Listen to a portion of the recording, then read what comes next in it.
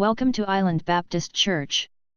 Today's sermon is Daniel, Faith and Fortitude. We're in the book of Daniel. If you've been with us, we're in Daniel, working our way through the Old Testament, currently working our way through the book of Daniel. Last time we were together, chapter 2, we're now graduating into chapter 3.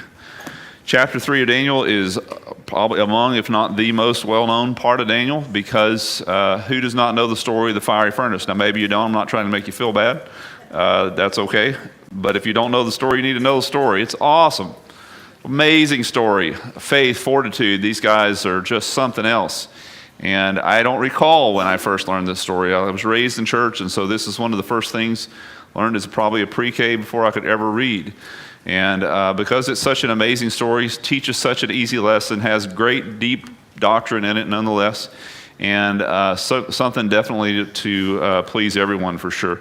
Faith and fortitude. A 12-year-old girl recently in New York City was being hailed as for her bravery for a recent argument she had with a classmate, and the argument was whether she would give him one of her chicken nuggets, and she refused.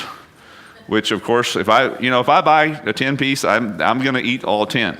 If I'd have bought, or 9-piece, or whatever it is, 6-piece or whatever, if I wanted less than that, I would have bought less than that. But that's whatever they come with, that's what I buy. Anyway, so this girl refused to give a chicken nugget and brushed him off and turned to go into a subway station to get on the subway.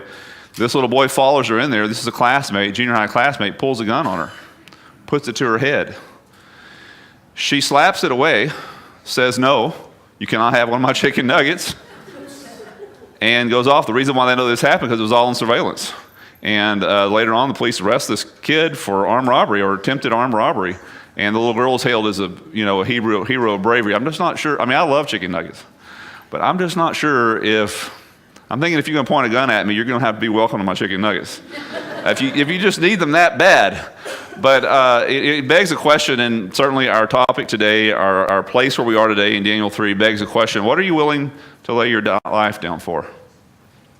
What matters so much to you that you will not move from it no matter what? Well, like I said, that's a question or questions that are begged by the place where we are here in Daniel 3. Some young men who absolutely had some principles from which they would not budge. And we came off chapter 2 looking at the dream of Nebuchadnezzar and Daniel's interpretation and how it takes us all the way from where Daniel is, all the way past our day, all the way to the end when Christ comes back, and how glorious it is and how simple it is, this dream and the interpretation of the dream that Daniel gave. And so, of course, it was a dream Nebuchadnezzar had of a statue, and the head was gold, and Daniel makes the mistake of telling him the truth. I'd say mistake, it's not, but he says to him, "You are the head of gold," he says to Nebuchadnezzar back in the middle of the chapter. Well, I think Nebuchadnezzar ceases to hear anything after that. He starts thinking, yeah, absolutely I am. So notice what he does in chapter 3, verse 1. Nebuchadnezzar, the king. This is the next chapter. Now, I don't know how many years, months, days, I don't know, but it's not long.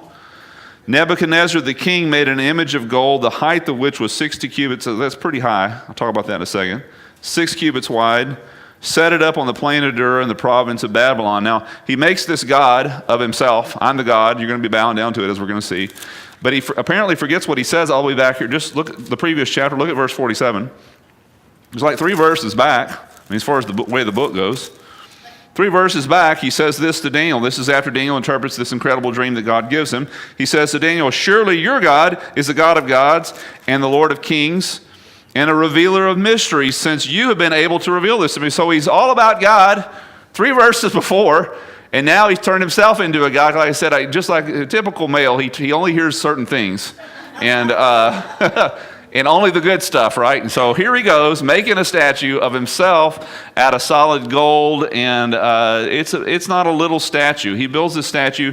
It says 60 by 6 cubits, which is translates into linear feet, or 90 by 9. So I don't know when the last time you built something, but if it's 90 feet tall and only 9 feet wide, you're going to have a hard time standing that thing up. So I don't know if there were guy wires. I don't know, just to give you a relative size, your utility poles out here on the highway are 40 feet. 6 feet of it are in the ground, 40 feet above the ground. So this is 90 feet. This is not even half, the utility pole is not even half the height of this thing. So I'm not sure if he had half of it stuck in the ground. I don't know how it works. It obviously was probably a wooden structure covered in gold to represent the image of, and I don't know, of course he makes it after himself. I'm not sure if he trying, like, this is the original Photoshop, right? You make an image of yourself and you only make yourself 90 feet tall and 9 feet wide. I mean, he's trying to look skinny here, I guess. I'm not sure. I mean, if you're going to go to all that trouble, you might as well look good. But so he makes this image, and he's going to require all the leaders of Babylon, all of his administrators, anyone who is in any of his government, any kind of power or authority, he's on pain of death, he's going to require them to bow down to this statue. So let's take a look at verse 6. We're going to be not reading the whole chapter, just skipping through and filling in the blanks. But whoever, notice he puts the statue up, and then he's going to have them play instruments. By the way, 6 different kinds of instruments, and it's repeated there a number of times in the chapter. Whoever does not fall down and worship, namely this image, shall immediately be cast into the midst of a furnace of blazing fire. So this is, you either do what I tell you to do, or you're going to get a pink slip. It said the pink slip's going to be covered with blood, if you will. So it's not just getting fired here that's the problem. He's going to end their life. He's going to throw them into a fiery furnace. And so this is a really tough thing. Now, first of all, just because Daniel is a prophetic book, and we've already been talking about the prophetic back in chapter 2, and we're going to continue when we get to chapter 7, and then the rest of the book is almost entirely involved with nothing but prophecies of future things, in some cases future things, even to where we sit today. What I have here, or let's just say we didn't know the rest of the chapter, but tell me in a place in the Bible where I have a worldwide leader who forms an image of himself and forces people to bow down to pray to that image, and if they do not, they will lose their lives. Where do you hear that? Of course, you hear that in Daniel. There's one other place you hear that, which if you read the New Testament, it's all the way in the New Testament book of Revelation. And by the way, what's the number of the guy who makes that image in the New Testament? 666, right? And you got a statue here that's covered with 60 cubits high, 6 cubits wide, praised by 6 different instruments.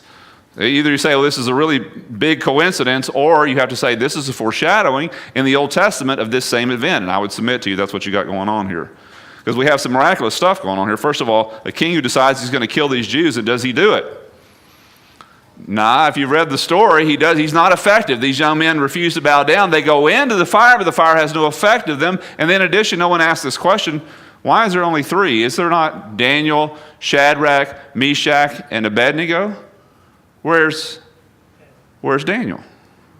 You got an entire chapter in a book named after Daniel in which Daniel is not mentioned. He's not a part of the trio. Or it would be, it'd be 4, a quattro. That's not right. What is that? I don't know, He's not there. Where is he? So we on the one have to say Daniel is a capitulator. He's bowing down with all the thousands of others, and that only the 3 friends are actually standing up, and I would consider that to be unlikely, especially since God continues to speak to him and continues to write a book of the Bible through him, and because of all the things we've seen already about Daniel. I mean, the guy is not willing to even eat the king's food on pain of death, and so surely when it comes down to a statue of another god, I mean, this is a real simple equation here. I don't bow down to statues. We only bow down to the living God, and so we don't do this. So either on the one hand, Daniel is a capitulator, which I think is unlikely, or the most likely thing, he's just not there. We don't know why. We don't know why.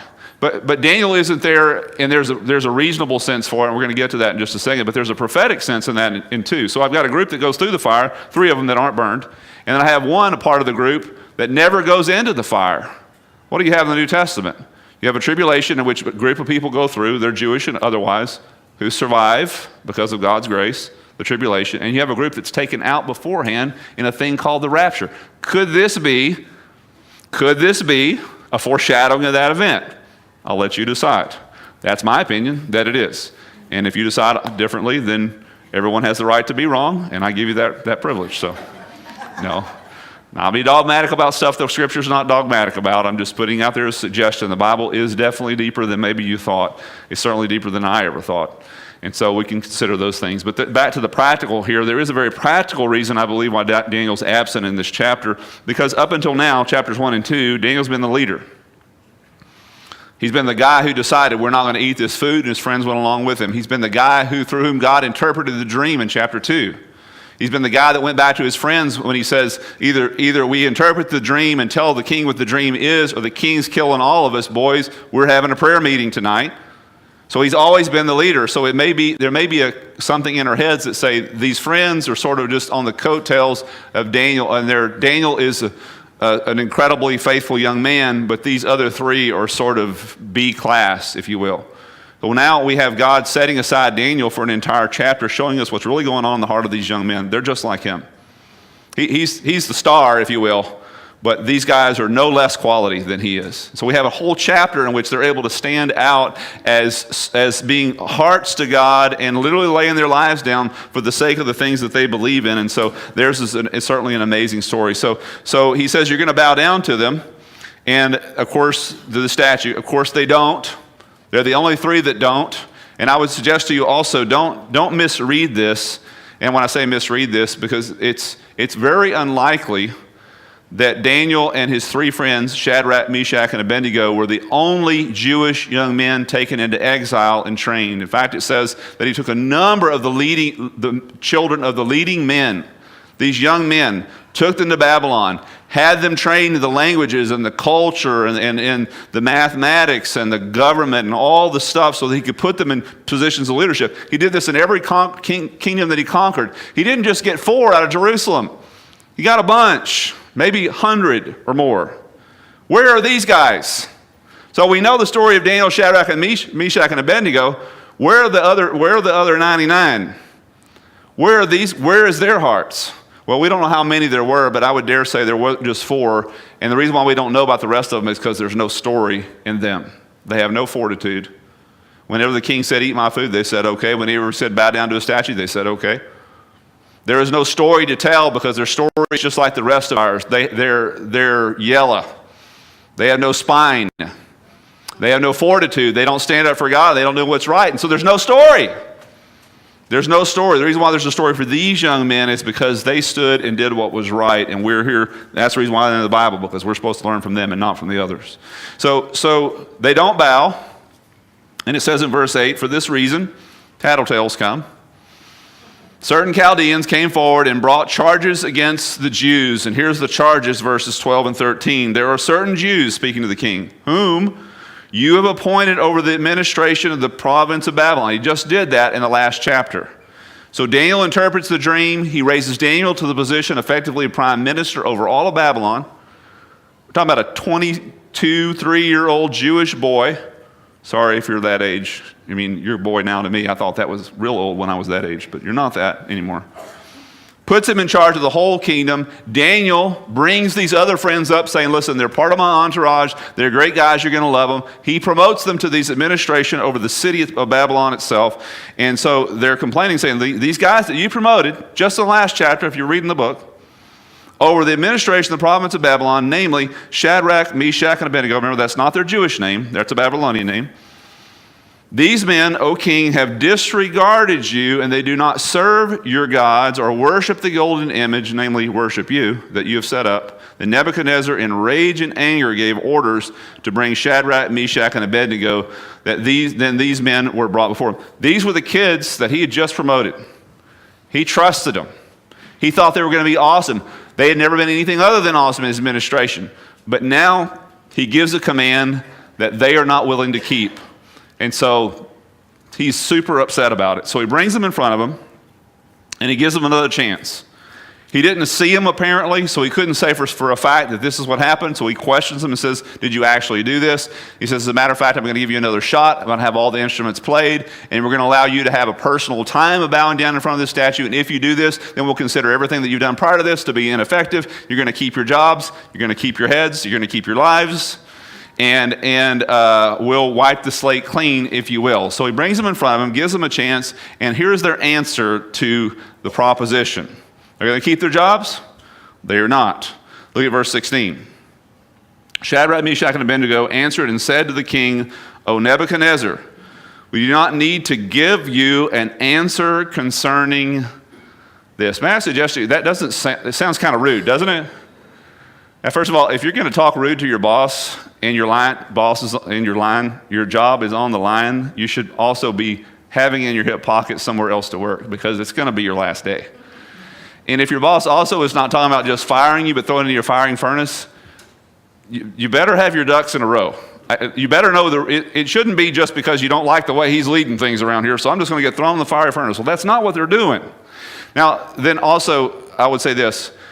There's a difficulty in our translations because obviously you're translating out of a very old language called Hebrew into an English language, and most of our literal translations, like I preach from the New American Standard, some of you have King James, New King James, ESV. There's several others that are more literal in the sense that they try to stick word for word. Whatever word was in the Hebrew, they translate it into English, and in many cases, like especially King James, they leave it in the same word order, be a little bit confusing. This is one of those cases where when it's translated that way, it comes across as rude. These kids were not being rude. All that they're saying, all the Hebrew really says is, we have nothing to say for ourselves. Effectively, we're guilty as charged. No, nope. What do you plead? And they say, guilty. We have nothing to say. What these guys says is exactly what happened. You didn't see us not bow down, but we did not. And in fact, as we'll keep reading here, we will not. Verse 17. And if it be so, our God whom we serve is able to deliver us from the furnace of blazing fire, and he will deliver us out of your hand. Notice, either way, whether we live or die, we will be delivered from you. Now what an attitude. That's awesome. So whether we live and are delivered, we're delivered. Whether we die and go to heaven, we're delivered either way. Listen, let me just say this to you very carefully. You got to die anyway. You got to die anyway. You only got one life to live. May I suggest to you that you live it in such a way, because you're going to have to, whatever decisions you make in this life, you're going to live with forever. That's why life is so important. You are going to live with the decisions you make here forever. Heaven's not going to be a place of oblivion where God wipes the slate clean. You don't remember anything that you did. I don't think it's, at least not initially. Initially, you're going to see everything. Good, bad, fun, crazy, whatever. Make good decisions, because you're going to get to live with them forever. He says, listen, we don't care how God delivers us, whether it's in this life or the next life. Nonetheless, you need to know this king, he says. But even if he does not, God's got the complete prerogative on that. Notice they're not setting God up for certain things. If God is faithful, he has to deliver us from this fire. They don't say that. They just say God's sovereign, God makes his own decisions. We're here to serve God. If killing us is service to God, so be it. If living is service to God, so be it. What an incredible example these young men are. Let it be known to you, O king, that we are not going to serve your gods or worship the golden image that you have set up. Of course, Nebuchadnezzar completely loses it after this, has the fire heated up 7 times worse, has them thrown in. Of course, if you read the rest of the story, they're delivered. In fact, they're not only delivered by God, they're delivered by the presence of God or the presence of his angel, whichever you would like to argue, because it winds up being 4 people in the fire, and the 4th one's not Daniel. It's one, as Nebuchadnezzar says, one like a son of the gods, he says. Looks like some kind of supernatural creature, whatever it is, walking around inside this fire, calls them to come out. They come out, not only are they not singed anywhere, they don't even smell like smoke. I don't know if you ever stood downwind at a campfire, even for a second. That's what you smell like. These guys have been in the campfire, and they have nothing singed on them. They've thrown in with all of their cloaks, and nothing's been singed. Not a hair on their head has changed. And so, of course, it's this amazing thing and testimony to God, the faithfulness of these young men. So I believe there are at least 2 major points that we need to take away from this incredible story. And I've already said them, and they're titled the sermon there in the bulletin. Fortitude and faith. Faith and fortitude. Fortitude. I mean, you talk about some young men with fortitude. Talk about young men with conviction. Talk about young men who had a line in the sand that they would not cross, no matter what. No matter what the pressure was in their lives, they were going to do the right thing. They're given 3 opportunities, by the way, to really foul up their lives. Chapter 1, eat the king's food that's been sacrificed to idols. They said, no way. Chapter 2, when the king starts lopping off heads because people can't interpret his dream, they don't look for another place to live. They stand and face it. Chapter 3, they're given an opportunity to bow down and keep their jobs and keep their money and keep their pensions and keep their retirement and keep their yacht and their hunting lease and all the other stuff that matter. They could have done that. But instead they're going to lay it all down, especially their lives, for the sake of doing one thing, and that's being obedient to God. Talk about young men of conviction. Begs the question, do we have conviction? That's what the story's all about. If you can't put yourself in this story, you're really missing it. This is not for them. They never read the book of Daniel. It was written down for you and for me. We got to put ourselves in the position of these young men. What would I have done? That's a question you need to ask. It's a question you need to ask. It's easy to, and by the way, it's an easy question because they're living it and we get to live it vicariously through them. Easier to learn through them than through your own things, is it not? So learn, take your opportunity. Our attitudes and behaviors and decisions are determined by two things in our lives: external pressure and internal principles. And they're mutually exclusive. If I live by external pressures, then it won't matter what my internal convictions are because I don't really hold them anyway. However the wind's blowing doctrinally, however the wind's blowing socially, however the wind's blowing politically, that's the way I go because I really don't have any fortitude. Is that you? Certainly have something to learn here. On the other hand, if my positions do not change with the social and political climate, I'm a person of conviction. And let me just say this to you. If the world ever needed men and women of conviction, it is today. People who don't just say, I believe such and such, but actually when push comes to shove, that's the way they act, that's the way they live, that's the way they respond, that's the way they treat others. It doesn't matter what other people are doing. Like I said, the waves can come, the wind can blow, but I'm doing this. That's the way I'm going to live. You don't like me? Too bad. But I would prefer to be liked by God than by you. Great to be both, but I can't. Daniel's friends were men of conviction because they would not give in no matter what the external pressure. It's so important, like I said, that we put ourselves in the position of these young men. So important that we understand. And by the way, they get promoted. But at the end, they get promoted. They get demoted first, of course, into the fire, and they get promoted at the end. I read a story of a young man by the name of Michael. And Michael had a secular job, and he made it very clear, and the boss guaranteed him that he would never have to work on Sundays, he says, because Sunday morning is church for me. He says, it's just a commitment I have, and I'm going to keep that commitment. And the boss says, no big deal. The boss was a secular guy, not a Christian or anything. And then push came to shove, something happened a couple of years later, and the boss needed all hands on deck on a Sunday morning because they had to get certain things done. And he went to him and said, sir, I told you I can't do that. I've committed to be in church. I'm committed to be I have responsibilities at church. It's not just me attending church. I have ministries and things that I have to do, and I cannot be here. He says, you'll do it with a pink slip. You're not here tomorrow. You're not here on Sunday. You're going to be fired. He says, well, then I'm fired. He said, well, then clean out your desk. And that was it. And so this young man lost his livelihood. He's got a wife. He's got kids. I mean, what does he do? It's his convictions. 2 weeks later, this same boss is in a conversation with his banker, and the banker's complaining to him that he can't find enough men and women faithful, trustworthy enough to handle certain privileged things within the bank concerning money. And the boss immediately had this idea. He says, I know a guy that does. He says, who? He says, it's a guy I fired 2 weeks ago. So why? You fired him. Why would I hire him? He says, because I can guarantee you a person who's willing to lose their job over convictions about certain things is a guy you can trust with your money. Gave him a job, better than the job the other boss gave him. So these guys eventually were promoted because they stood up for God. But listen, they were not counting on that. They were just counting on whether God promotes me in this life or in the next life. Either way, because God's in charge, I'm promoted. My job is to honor him. That's fortitude. That's conviction.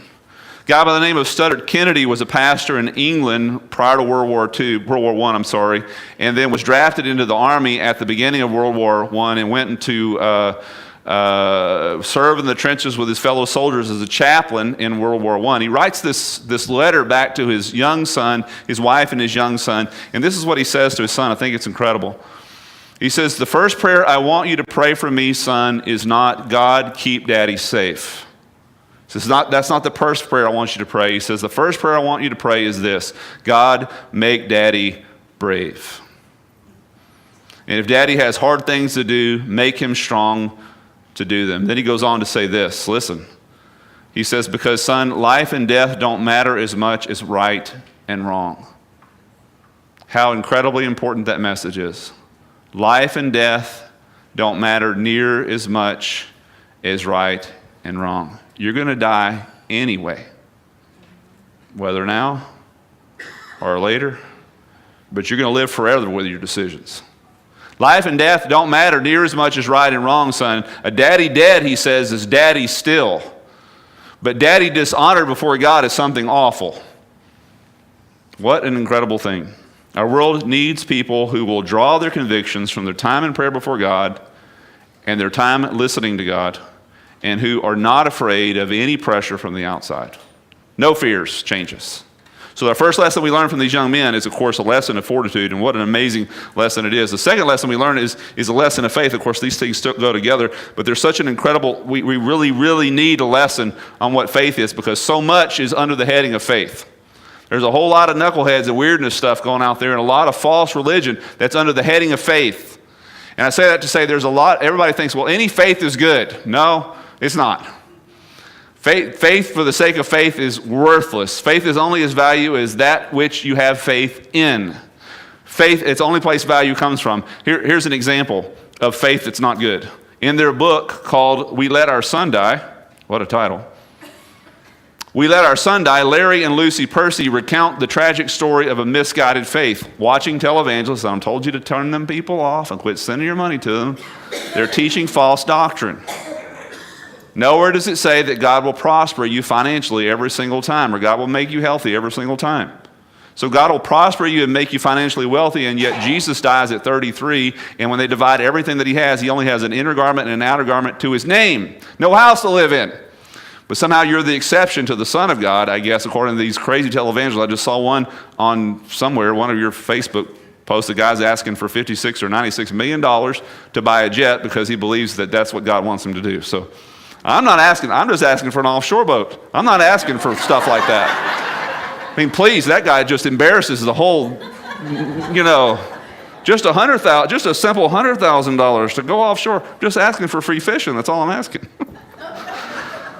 I would hate to be him. These people following that kind of teaching believed that God was going to heal their son. Their son was early onset type 1 diabetes. Believed that if they had faith in God, again, listen to these knuckleheads on television, believed if they had faith in God that they would not have to administer insulin to their son. Of course, you can imagine what happened. You got type 1 diabetes, you don't take insulin, what happens? You start crashing. That's what happened to him. Went into a coma, passed away, refused to hold a funeral. They refused to hold a funeral because they believed, instead of holding a funeral, you know what they held? They held a resurrection service. 3 hours waiting for God to resurrect him. Guess what happened?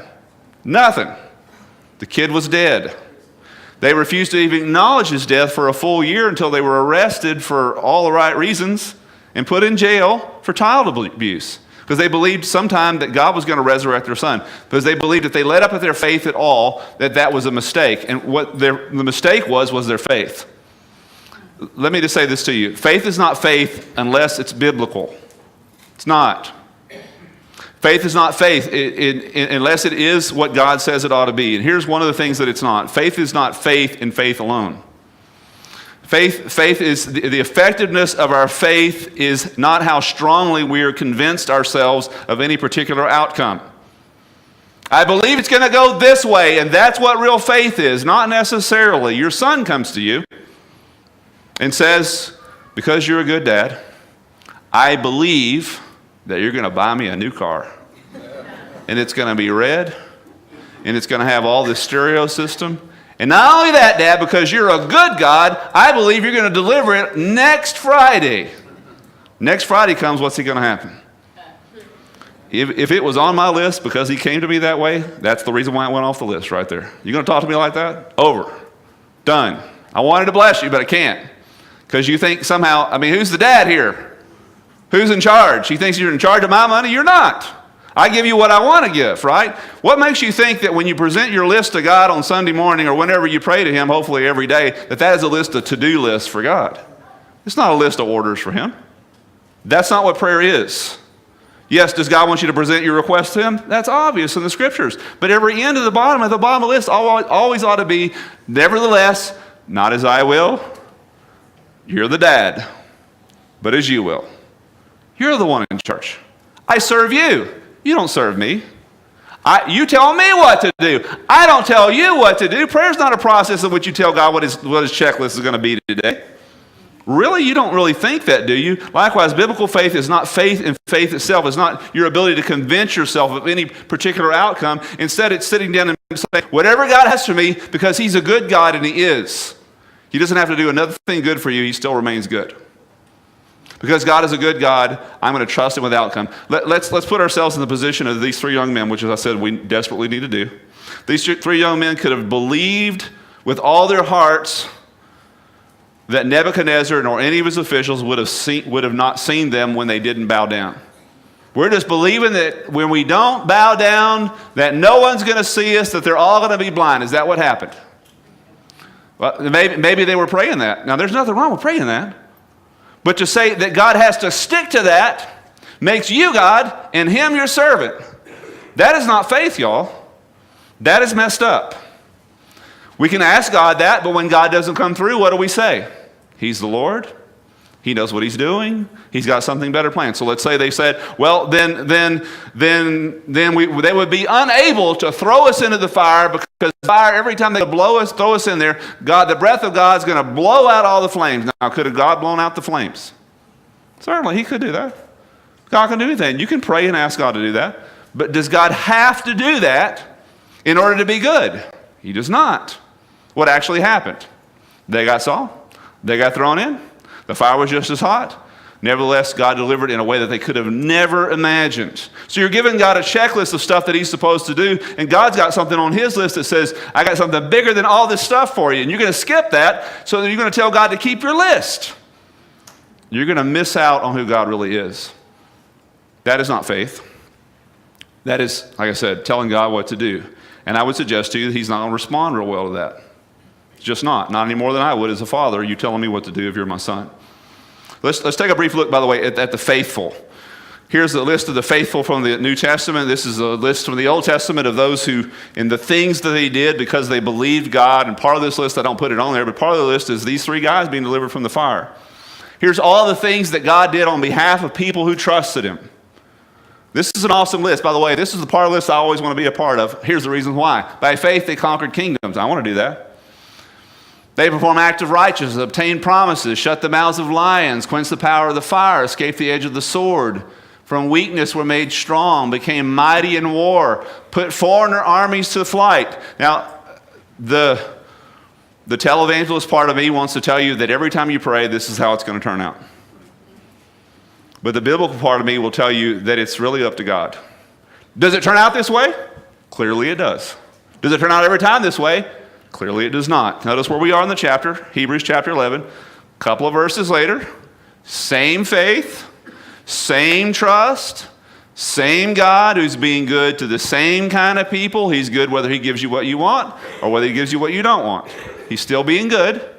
And others, notice, trusting God, experienced mockings and scourgings. Was that on your list today? God, I pray that I'd be scourged and mocked for your name. Not on mine. Yes, also chains and imprisonment. It's not on mine. Stoned, sawn in two, crying out loud. Tempted, they were put to death with the sword. They went around in sheepskin and goatskins and being destitute, afflicted, ill-treated. Men, of course, whom the world was not worthy of because they treated God's faithful this way. They're being faithful to God. Yet nevertheless, do you think they were praying this happened to them? No, but God allowed it to happen to them. Why? Because God's sovereign. He can do that. He's still being good to them. Just like the friends say, what do they say here? God is able to deliver us, but even if he doesn't, let it be known to you, O king, that we're not bound down. God, whether he delivers in this life, delivers in that life, his delivers nonetheless, God's still good. We're going to trust him. We're going to let him be God, and we're not going to be God in his place. So we're not necessarily faith in God and not in any particular outcome. That's what real faith is. Then a second thing, biblical faith is not. Biblical faith is not trust in our ability to read God's will. Now, this is one I fall trapped to more often than the other one. I'd like to say I was scot-free on the other one, I'm not. But this one, I find myself doing this. Because, I'm a pastor and my name's out on the sign and I have a doctorate degree and all that kind of stuff. So I, of course, know what God's will is ahead of, No. I wished people come to me and ask me that kind of question. Pastor, tell me what I ought to do. And I'd say, whoa, boy, I wished I could. I have a hard time running my own life. Here's one I fall victim to. Biblical faith, listen, is not trust in our ability to read God's will. An example a pastor gives, not me. But had a lady in his prayer meeting stood up and she was praising God because she believed that God was going to heal her dog. Does God heal dogs? I believe he does. I think he cares about everything. Can God heal a dog if I pray for my dog that he be healed? I mean, absolutely. There's nothing God cannot do. Will God do it every time? Watch it. God's going to do what God's going to do, and our job is to accept it. But this lady was convinced that she knew what God's will was before he ever did anything, because she had read some weeks before in Psalms where it says that God heals all your diseases, and somehow she interpreted that to apply to her sick dog a couple of weeks later. Now, could she be right? She could be. God could be speaking to her. How are we going to know if she's right? Where's Fifi a week from now? Fifi didn't make it. So again, this pastor says this woman threw an absolute conniption fit because God had failed her. God had not failed her. God is not obligated to keep your interpretation of his will. Is that okay? It needs to be okay, because he's God and you're not. He's the Father and you're the child. You need to let him be that. Biblical faith is faith in God alone, not in our abilities either to believe what we're praying for or to figure out what God's will is. It is simply trusting the truth that God is God and that we trust him. Again, verse 18, these young men are amazing. But even if he does not save us, let it be known to you, O king, that we are not going to serve your gods or worship the golden image that you have set up. In other words, God doesn't owe us any particular outcome. We owe everything to him. Now that is the attitude we had to have. Why were they doing this? Because we owe everything to our God. And he can do whatever. We're his servants. And we would love it if the fire went out or if you didn't see us. But nonetheless, you need to know that because we're his servants, we're here to serve him. And whatever his will is, then that is his will. He's going to be good no matter what. He's going to work out all things together for good because that is who he is, and we are trusting him. What an incredible testimony. Biblical faith is not trust in our belief or what we want to happen or our ability to read God's will. It is trust in him alone, that he is good, and that he's working all things together for good. That's what it is. Faith and fortitude. What a credible story this is. Pray with me, please. God, I thank you that what amazing young men these were. And what a privilege we have to be able to read their story, to see how they stood strong, to see the conviction that they had. Lord, I pray that we would be people of fortitude who have a line in the sand. Not over every last tiny little issue, but certainly over the major issues. We have a line in the sand that says, I can't do that. I can't go there. I can't be that. Because it misrepresents who I really am, and it dishonors to whom I really belong. God, I pray that you would give us fortitude, especially in a day in which so many people are vacillating. God, we would stand not because we're able, but because you enable us. And then also, God, we pray for faith, not faith in ourselves, not faith in any particular outcome, not faith in our ability to interpret what you're doing in any particular thing, but instead, God, just simply saying, we believe you that you're good. And it doesn't have to go, God, the way we want it to, or the way we said we wanted it to go, for it to be good. We believe that you're good and that you're working all things together for good. God, I pray that these lessons would be instilled in us. I pray, God, that they would fortify against us all the false teachings and ideas and all the things that are floating around out there. Thank you so much, God, for the opportunity we've had to spend together over your word. Instill them in us now, we pray in Jesus' name. Amen. Thanks for visiting. Contact us at 956-761-5029 or on the web at www.islandbaptist.org.